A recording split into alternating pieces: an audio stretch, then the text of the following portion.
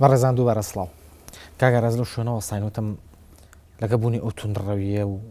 لەگە غیابی عەقڵ لە کای سیاسی ئێمەیە ئەو سازانە چۆن دروست بکرێ ئایا حکوومەتی بنکە فراوان ئەگەرێکی بەهێزە دروست کرێ و هێزانە ئەتوانن ئەو سازانە دروست بکەن و پێکەوە لە حکوومەتێکا بەشدارن لە ڕاستیدا ئەگەر ئیرادەیەکی سیاسی هەبێت ئاپەڵێ و ئەم ئیرادە سیاسیش پابندە بۆ عەقڵێتە سیاسیەوە کەەوە پێشتر هێمامان بۆ کرد ئەین تۆ تەماشای ڕێکلامەکانی پارتی بکە کە زۆر جێگەی سەرنج بوون بۆ من دوو ڕێکلامان هەبوو کە دەشێت وەکو نمونە بێنینەوە و ئەمە تامیم بکەین بۆ سەر ئەم پرسەمان ڕێکلامی یەکەمیان بریتی بوو لە ئەوەی کە دوو نەوە شەڕی دوونەوە و تەبەنیکردنی پارتی بۆ خواست و ئارەزۆکانی دوونەوە واتە ئێمە چۆن بتوانین دوو دش و دوو بەرژەوەندی جیاواز دوو وێنای جیاواز بۆ دنیا دوو کولتوری جیاواز کە باوشێک و کوڕێک بوو لە کلیپەکەیانە سەرڕای هەموو دژایەتیەکانیان بەڵام پێکەوە هەماهەنگیە دروست بکەین کە ئەویش بریتێ لەوەی کەوە من تعبیر لە هەردووکتانەکەم طبعاً بە بڕوای من ئەم عەقڵێکە غەرب ئیشی تیا کردووە و کەسانی پسپۆری غەربی توانیوانەمە بەرهەم بێنن ئەجینا زەحمەتە کەسانی ئەو توانا و وزەیی کە لە کوردستان هەیە کلیپێکی وا بەرهەم بێنێ بەشی دووەمی بریتی بوو لە ئەنی کلیپێکی کە کلیپی ئەنەکان بوو مناڵەکە و تەنیشت بۆ ڕێنەوتەکەوە ئەمەش هەرەمان شت و وێنایەکمان پێ دەبەخشێت کە کوردستان بەرەو ئاوادانیەکی گەورە ئەڕوات کوردستان بەرەو ئەتر ناوی دووبەی لێرەنەی وایە خود ناوی بە ماوەندی ڕوونکردین لێ دەنێیت وایە خود ناوی چەشنێک لە ئاوادانی لێ دەنێت ئەمانە هەمووی با بڵێن ئاماژە بوون بۆی کەەوە ئێمە لە پێناوی ئەم نەوەیە کار دەکەین و نەوتیش لە خزمەتی ئەوەندە بەکاردێنین ئۆکەی تاکوێرە باشە بەڵام پرسیارەکە لەوەدایە هەر ئەم هاوچێشانە بینینە ناو پرۆسی سیاسی لە وڵاتی ئێمەیە تاوە پێچوانەیە پێچوانەیە لەبەرەوەی کەەوە گروپی گەنجان لە دنیای ئێمەدا و گروپێکی دیاریکرا چەندین گروپی دیاریکراوی سیاسی لە دنیای ئێمەیە لە ململانێکی توندایە لەگەڵ ئەو بەها سیاسی و بەها یاسایی و تەسەوڕە یاسایانی بۆ دەوڵەتمەندەرەتی هەیە لای پارتی و ئامادەی کەمترین دانوستانی نییە لەسەر ئەم بەهایانە بە پیرۆزکردنی سەرۆک بە پێداگرتن لەسەر سیستەمێکی سەرۆکایەتی پێداگرتن لەسەر ئەوەی کەەوە چەندین دەستگای حساسێ لە دنیای ئێمەیە بە هیچ شێوەیەک تشکی شەفافەتی بەسەرەوە نییە بە هیچ شێوەیە کەس ناتوانێت زانێری تاواتی دەستکەوێت و کەس نازانێت سامانی ئەم وڵاتی ئێمەیە بۆ چوەچێت لە هەمان کاتە دەستگاکانی ئاسایش تەماشایەکەیت بە هەمان شێوە گەورەترین ئابووری بۆ گەورەترین بودجەی بۆ سەرفەکرێ لە کاتێکە کە ئێمە لە ڕووی لە دنیای تربیە و لە دنیای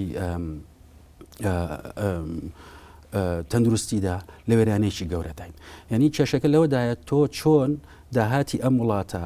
فعلەن بۆ مناڵە سەرفەکەیت و بۆ داهاتووی مناڵانی کوردستان سەرفەکەیت نەک بۆ ئەوەی کەوا لە تەنیشت ئەو مناڵەوە خاڵێکی پۆلیسی و ئینێکی پشکنین دابنیت بۆ ئەوی کەوا بزانانی ئایا ئەم مناڵە چۆن بیرەکاتەوە ئەم مناڵە چ خەونێکی مەترسیداری هەیە بۆ دەسەڵات و ئەم مناڵە بەرەو چ ئاراستەیەکی سیاسی هەیە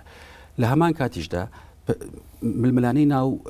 کۆمەلگای ئێمە وای خود ملانەی نێوان نەوەی کۆن و نەوەی نوێ ئەگەر ئەو کلیپە هەوڵی بدایە فعلەن ئێمە لە سیاست ئاراستەی سیاسەتی پارتی لە داهاتوودا لە نێوان هێزە سیاسەکانی کۆمەلگای ئێمەیە کە لە ڕاستیدا بەرجەستەکەری ئەوەیە کە ئێمە نەوەیەکی نوێمان بۆ دروست بووە نە لە زمانی ئەم سیاسیانە تێدەگات نە ئامادەیە جویان لێ ڕابگرێت و نە ئەیەوێتیش تەسەوری ئەوان بۆ دنیا و بۆ سیاست و بۆ ئابووری و بۆ هەموو ئارەستەکانی تر بکا بەهی خۆی لەبەر ئەوە دژایەتیەکی گەورە و ناکۆچیشی گەورە لە دنیای ئێمە هەیە و پێکدادانێکی زۆر مەترسیداری لە دنیای ئێمە هەیە کە گەر ئیشی لەسەر نەکرێت بۆ پرسیارەکەت بڵێ ئەگەر ئیرادی سیاسی هەبێت لە دنیای ئێمە دەکرێت دنیای ئێمە جوانتر و هێوەرتر و باشتر بکرێت و کۆمەلگای ئێمە خۆی ببێ لە داهاتوودا بە داوەر ئایا چی هێزێکی سیاسی باشترین خزمەتی ئەم دنیای ئێمە دەکات لە پرۆسەی بنیادنانی دەسەڵات و لە پرۆسەی ممارەسەکردنی دەسەڵات. بەڵێ کەواتە بەپی و لێکدانەوەی تۆ دروستکردنی حکوومەتی بنکە فراوان زەحمەت نییە. نەخێر ئەگەر ئیرادی سیاسیە بە زەحمەت نییە. بەڵێ ئەگەر لە ئەساسا ئێمە کێشەمان لەگەڵ نەبوونی ئیرادی سیاسیا هەبێت بەڵێ کەواتە ئێمە چۆن بتوانین ئیرادی سیاسی دروست بکەین. ئیرادی سیاسی بە بڕای من ینی زیاد لە شتێک نییە دروست بکرێت بە مەفهومی ئەوەی کەوا تیمێکی پسپۆر بێنیت و ئیرادی سیاسی دروست بکە خود مجموعەی ڕۆشنبیر لەگەڵ سادرە سیاسەکان ئیش بکات. ئیرادی سیاسی لە دنیای ئێمەیە بە فشار دروستە بێت و گەر فشاری کۆمەڵایەتی و سیاسی و ئابووری ڕۆشنبیری نەبێت لەسەر دەسەڵاتدارانی کوردستان زۆر زەحمەتە لە ڕاستیدا واز لە ئەنجندەکانی خۆیان بێنن بەوەی کەوا بەو دیزاینە سیاسی کە دایان ناو بە داهاتی کوردستان. یعنی ئەگەر من تەماشایەکی ئەو نەخشە سیاسیە بکەم کە پارتی و یەکێتی لە ڕابردووای هەیان بووە و لە دوای هەڵبژاردنەوە گەربیانێ ئەو نەخشەیە جێبەجێ بکەن دووبارە ئەمە کابوسە. کابوسێکی سیاسی و کۆمەڵایەتی و تەنانەت دیارە ئابووری و لە هەموو ئاستەکانی تردا. بەدی ئەو دیویشدا ئەگەر لە دوای بنجبەزبوونی نەخشەی سیاسی هێزە سیاسەکان لە کوردستاندا کە گۆڕانی بە بڕای من نەوعی بەسەرا هاتووە لە ڕووی نەوعی و نەک لە ڕووی ژمارەیەوە وەکو باسمان کرد ئەبێت لەوە تێگەیشتی بێتن کە ئاسان نییە شەڕکردنی ئۆپۆزیسیۆنێکی ئەوە نەبەهێز و ئەبێت لەوە تێگەیشت بێتن و مێدەوارم لەوە تێگەیشت بێتن کە چیدی یەکێتی ناتوانێت تەنها ڕۆڵی زۆرینە پەیاکەر بۆیە پارتی دروست بکات و گەر یەکێتیش ئەم کارە بکات ئینتیحارێکی سیاسی گەورە لە بەردەمیایەتی. یعنی کێشە ئەوەیە گەر هێزێکی سیاسی دۆڕاندی ئەزانین لە چیە لەوە ئەچێت جارێکی کار لە دوای دۆڕانەکەشەوە بەڵام سەرڕایەوە بەشدار بێت لە دروستکردنی حکوومەتێکی پێکەوەی وەکو جاری پێشوو ئەکەوێتە سەر ئەو فۆرمانی من بە زێبڕایەک تەشبیهی ئەەکەم کە لە پشت شیشی سجنەوە بێت بەڵام شانازی بەوە بکە لە ئەسپەچێت. ینی تۆ خۆت بە ئارەزوومەندانە خۆت بخەیتە ناو کۆی لە بوونێکی سیاسیەوە و تەسەوڕی سیاسی هێزێکی ترەوە هەر لە پێناوی ئەوەی کەوا بەرژەوەندی نوخبەیەکی دیاریکراوی سیاسی لە وڵاتی ئێمەیە لە ناو حیزبێکی سیاسی وڵاتی ئێمەیە بپارێزرێت و ئەمە مەترسیدارە و ئومێدەوارم ئەمە لەلایەن پارتیویەکێتیەوە دروست نەبێت چونکە داهاتووی سیاسی لە وڵاتی ئێمەیە ڕوو لە پێش پشێوی گەورەتر و نەئارامی گەورەترەکات. بەڵێکەواتە هەڵبژاردنەکان تەنها پێگەی حیزبەکانی نەگۆڕی بەڵکو ڕۆڵی حیزبەکانیشی گۆڕی لە گۆڕەپانی سیاسیە. بێگومان هەموو گۆڕانێکی پێگەی کۆمەڵایەتی دەستکاریکردنیی قۆڵی ڕۆڵیشانە لە ڕووی سیاسیەوە وە پێچانەشەوە. بەڵێ کاک ئاراس سەبارەت بە دروستکردن یان با بڵین گرتنەبەری ئیرادەیەکی سیاسی کە پێشتر باسمان کرد بەڵام غیابی عەقڵانیەت لە کایی سیاسی ئێمەیە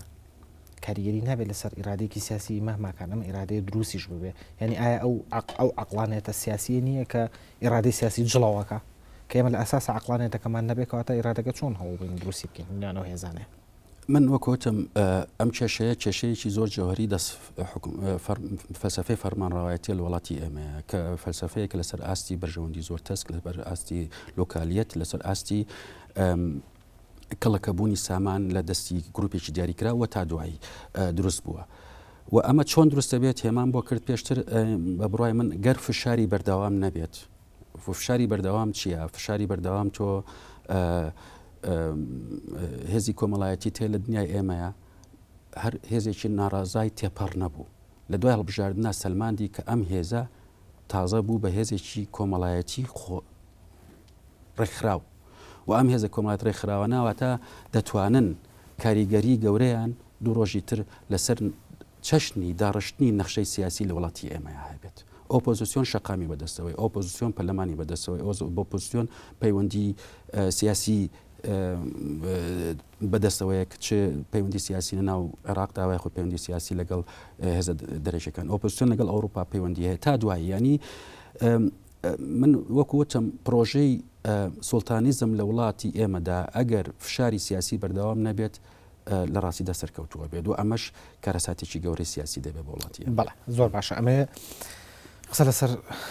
مۆدێلەکانی حکومڕانی بکەین. لە ئێستاە زاراوەیەک سەری هەڵاوە یان ڕاستتر داواکاریەک سەری هەڵاوەکە داواکاری ئۆپۆزیسیۆنە قسە لەسەرواکەن کە ئەوان وەزارەتیان ئەوێت نەک وەزیر ئەمە مانای چییە؟ ینی وەرگرتنی وەزارەت مانای چییە و بوونی تەنها وەزیرێکیش لەلایەن حیزبێکی سیاسیەوە مانای چی؟ ئەمە چ مۆدلێکی حکومڕانیە؟ دیارە گفتوگۆ زۆرە لەسەرەوەی ئەو مۆدلی فەرمانڕەوایەتی وای خۆت حکوومەتایی کە دروستەکرێت چ مۆدلێک بێت. یەکی لە مۆدلەکان تاوان وەکوی ئەماژەت پێدا ئەمەیە و مۆدلی تریشمان هەیە بەڵام بە بڕوای من باشترین مۆدل کە دەبێتە چەشنێک لە بەشداربوونی ڕاستەخۆی سیاسی لە وڵاتی ئێمەیە و چەشنێک لە پێوەری سیاسی بۆ هێزە سیاسەکان لە وڵاتی ئێمەیە و دەبێتە ڕێگایەکیش بۆ دروستبوونی ئاشتەوانی سیاسی و کۆمەڵایەتی لە وڵاتی ئێمەیە مۆدلی وەرگرتنی وەزارەتەکان لەلایەن هێزە ئۆپۆزیسیۆنەکانەوە و یاخود هێزە سیاسیەکانەوە واتە من چی لە کۆمەلگایە بکەم کە تەقسیماتی سیاسی و ئەو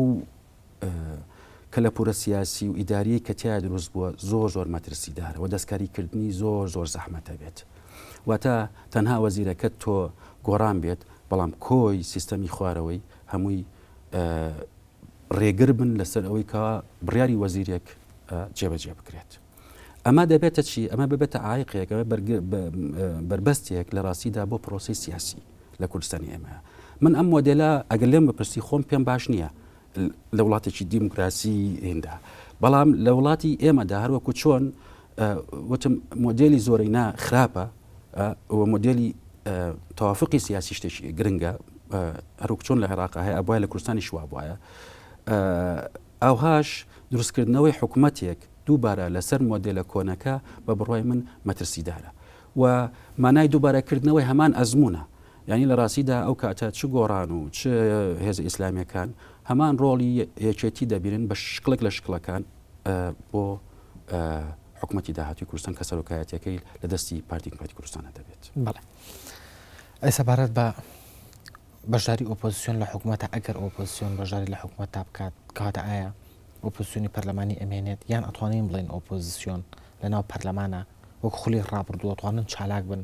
ئایا ئەتوانن بۆ نمونە ئۆپۆزیسیۆن 24 مەقعدی بزوتنەوەی گۆڕان داوای لێپێچینەوە لە وەزیرێکی گۆڕان بکە داوای لێپێچینەوە لە بەڕێوەبەرێکی گشتی سەر بزوتنەوەی گۆڕان بکە. کای ڕێوار ئەم هەڵبژاردنەی ئێمە یەکێک لە خەڵک سەرنجڕاکێشەکان کە تایە بوو ئەوەیە ئەو پەیمانانەی کە درا بە خەڵک زۆر گەورەتر لە تاقی هەموو حیزبەکان بەڵام لانی کەمی پەیمانەکان دەکرێت جێبەجێ بکرێت ئەوش ئەوەیە کە حیزبە سیاسەکان بە تایبەتی حیزبەکانی ئۆپۆزیسیۆن بەرامبەر پرینسیپی دموکراسیەکان لێرەدا بە تایبەتی ڕوودەم لە گۆڕانە ڕاستگۆ بێت ئەویش بریتێ لە چی بریتێ لە چاودێریکردنی نەک وەزیرەکانی دەسەڵاتدارەتی حیزبەکانی تر بەڵکو وەزیرەکانی خۆی بە پلەی یەکەم و گەر خراپەکاریەکیان کرد وایە خۆت چەشنێک لە چەشنەکان کەموکڕی گەورەیان ڕوبەڕوو بووە دەبێت هەر پەرلەمانتەرەکانی گۆڕان خۆیان بانکێشتی ئەو وەزیرانە بکەن و چەشنێک لە چەشنەکان بە سزای بگەێنن ئەتر چەشنی سزای یاسایەکان وایە خۆت ئیدارەکان چۆنچۆنی ئەگەر هەیە ئەمە لە کای سیاسی ئێمە چ لە ئۆپۆزیسیۆن و چ لە دەسەڵاتیش هەڕوو بدات تەسەورەکەم ئەگەر هەبێت بێگومان ئەگەر هەیە ئەگەرەکە چییە لە دەسەڵاتە نازانم چونکە ئێمە مۆدلێکی ئەزمونێکی زۆر خراپمان هەبوو لەگەڵ دەسەڵاتە ڕاستیدا و ئەزمونێک کە ئەتر ئومێدم وایە دووبارە نەبێتەوە کە ئەگەری دووبارە بردنەوەشی زۆر کراوە لە دنیای ئێمەیە چونکە هێزی دەسەڵاتگەر لە دنیای ئێمە زۆر بەهێزتر لە ڕاستیدا لە هێزەکانی کە خواستی دەستکاریکردنی ئەم دنیایان هەیە بەڵێ ئەگەر هەیە چونکە پرۆسی سیاسی لە دنیای ئێمە پرۆسەیەکە خەڵک ئیشی زۆری بۆ کرد لە ساڵانی ڕابردوودا و چاوەڕانی زۆریشی لە ئۆپۆزیسیۆن هەیە و ئەوەمێدم وایە ئەو گەنجانەی کە ئاچنە ناو پەرلەمانەوە هەڵگری ئەو پەیامە با بڵێن پرینسیپە دیموکراسیانە بن کە پەیمانیان داوە بە خەڵک. بەڵێ زۆر باشە کاگەڕاز بابەتێکی تر کە ماوەی 4 ساڵە قسەی لەسەرەکرێت ئەوەیە کە ئایا هێز ئیسلامیەکانی کوردستان بە تایبەتی ژمەبەست لە یەکگرتووی ئیسلامی و کۆمەڵی ئیسلامیە دوور لە کایە سیاسیەکە لە بابەتی عقائیدی و لە بابەتی بیرۆڕا و ئەفکاری خۆیانە توانیویانە ئیزافەیەک بن بۆ سەر معارەزە ئایا دوو هێزی ئیسلامی ئەتوانن پەرە بە ژیانی دیموکراسی و پێکۆ ژیان لە کوردستانە بدەن و ئیزافێ بخەنە سەر و دیموکراسیێک لە کوردستانە هەیە ئەمە پرسیارێک وەکە 4 ساڵ هاکرێت. ئێمە هەمیشە لە دنیای سیاسەتە دوو پرۆسەمان هەیە، پرۆسی ئامێزانکردن و پرۆسی دابڕانی سیاسی. لە دنیای ئێمەدا لە ڕاستیدا ئەمەنی دابڕانی سیاسی ئیشی کرد و ئامێزانی سیاسی ئیش ناکات. هەمیشە پرۆسی دابڕانی سیاسی واتە ئەگەر هێزێکی ئۆپۆزیسیۆمی بچووک بێ گەورە بێ ئەلمانی بێ دینی بێ تەنانەت ترۆریزم بەشێک لە پرۆسی دابڕانی سیاسیە. تۆ چۆن وەکو هێزێکی سیاسی دەتوانیت دەسەڵاتێکی حکومڕانی دەتوانیت ئامێزانێکی سیاسی دروست بکەیت بۆ ئەم هێزانی کە لە دەرەوەی دەسەڵاتی تۆدان، چۆن دەتوانانی ببی بە فلتەرێک بۆی نەبێتە پشتێوی کۆمەڵایەتی و ئەمەش بۆ عقلێتە دەم دەستگایەکرێک کە باسمان کرد پێشوەتر. مەبەستم چییە؟ مەبەستم ئەوەیە بڵێم هێزە سیاسیە دینیەکان لە وڵاتی ئێمەیە لە هەڵکشانی گەورەیانین و ئەم ئەزمموی هەڵبژاردنە لە پاش ئەو هەموو گوتارە ناڕەزایی بەرامبەر بە دەسەڵات و ناوچەی سەوزە تاوکو پێشووتری سەوز هەبوو سلماندی کە ئەمە هێزی کۆمەڵایەتی ئەم حیزبانە هێزێکە ینی لە سنوورێکی دیاری کراودایە واڵکشانیان بە شێوەیەکی بەرچاو نییە وەکو ئەو مەترسیەی کە لێ دەکرا لەلایەن هێزە ئەڵمانیەکان و ئەگەر بکرێ بەڕای من نادینیەکان ئەلمانی مەفهومێکی کولەن جیاواسی هەیە. ئەوەشمان بیر نەچێ لە ڕاستیدا ئەگەر بزبنەوەی گۆڕان نەبایە ئەو کەسانی کە خۆیان بە ئەلمانی دەزانن، ئەو هێزانی کە خۆیان بە ئەلمانی دەزانن، ئەو گروپانەی کەوا زۆر بەلایەنەوە چەمکی ئەلمانیەت و داهاتووی کوردستان لە داهاتووی سیاسی نەخشەی سیاسی لە کوردستاندا بەلایەنەوە گرنگە کە هێزە ئیسلامیەکان باڵا دەست نەبن. ئەبێ ئەو ڕاستیە بزانین کە هێزێکی سیاسی وەکو گۆڕان نەبایە کە دروست بوو و ئستقطابی کۆی ئەو دەنگە نەڕەزایانی ئینسانی ئێمەی کرد بەوەی کەوا تەوەجوهاتی دینی جیاواسی شێوە بە ئەلمانی و بە هەموو ئاراستەکانی تری با بڵێن گرۆپە جیاوازەکانەوە. ئەگەر ئەم هێزە سیاسیە دروست نەبای لە وڵاتی ئەمەیە من گومانێ نییە کە هێزی ئیسلامیەکان زۆر لەوە گەورەتر بوون کە ئێستا شێ چونکە دەنگە نەڕازایەکان بە شێو لە شێوەکان لایانی کەمە چوو بۆ یەگرتو لایانی کەم هەروەکو ناڕزایی مانای ئەوە نییەکەوە من هاونیشتمانیەک لە انتخاباتی داهاتوو دەنگە داتەوە بە یەگرتو بەڵکو وەکو لە ئەزمونێکی دی با بڵێن هەڵبژاردندا دەشێت ئەو دەنگە ناڕزایانە بڕۆشتایە بۆ هێزە ئیسلامیەکان. بەڵێ کەواتە ئەگەر ئەو دابڕانە سیاسیە چارەسەر بکرێت ئەگەر هەیە کە هێزە ئیسلامی سیاسیەکان لە کوردستانە زیاتر بەرەو پوکانەوە بڕۆن. زانین چی من هەستەکەم کۆمەلگای ئێمە ئەگەر سەیری بکەیت لە ڕووی هینەوە لە ڕووی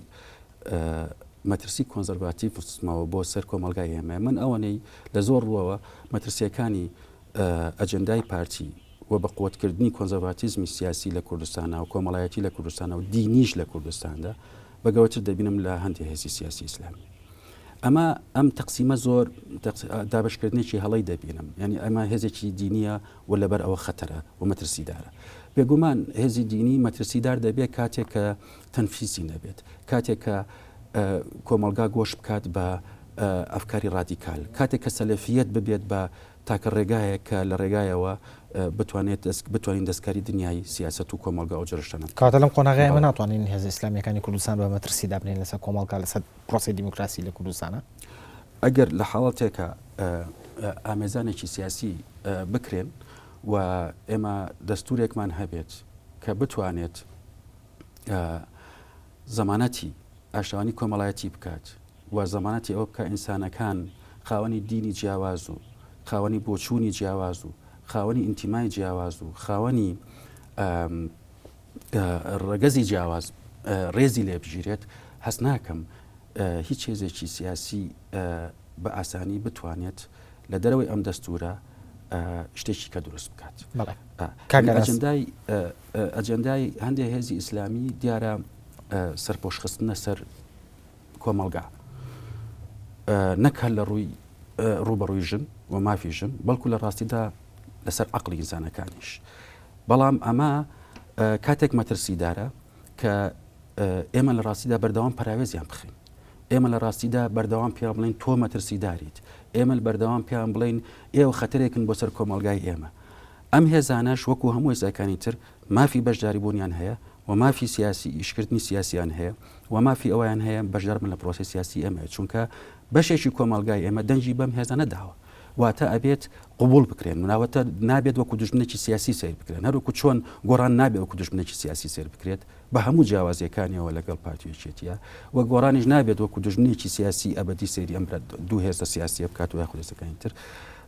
ئەوهاش ئەبێت ئێمە ئەم چەمکە نوێیە لە هاونیشتیمانی بوون و لە با بڵین تێڕوانینی ڕوئایەکی تر بۆ فەرمانڕەوایەتی و بۆ کوردبوونیش تەنانەت دروست بکەین. بەڵێ کاگەڕاز ئەوەی کە ئازانرێت لە بەرنامەی سیاسی هەرێک لە حیزبە ئیسلامیەکانی کوردستانە ئەوەیە کە شریعەتی ئیسلام بێتە بنەمای سەرێکی دەستور و هەموو یاساکان لە وڵاتە نەکە لە کوردستانە بگرە لە هەموو وڵاتانی کە هێزە ئیسلامیەکانی دیان و بەشداریەکان لە پرۆسی سیاسیە. تۆ پێش ناوبڕەکە قسەت لەسەر ئەوە کردوتت من دیموکراسیەتێکم ناوێت کە حەق بە فرژنی بات. بەڵێ ئەو نمونێکی بچوو بۆ وەرمان گرت، بەڵام لە کاتێکە هێزە ئیسلامیەکان ئەگەر کاریگەر بن لە پرۆسی سیاسیەکەن لەوانی کە بژگیری لەو حاڵەتاکەن لە حاڵەتی فرژنیەکەن بۆ پێی کە شەرع ڕێگەی پێیەوە،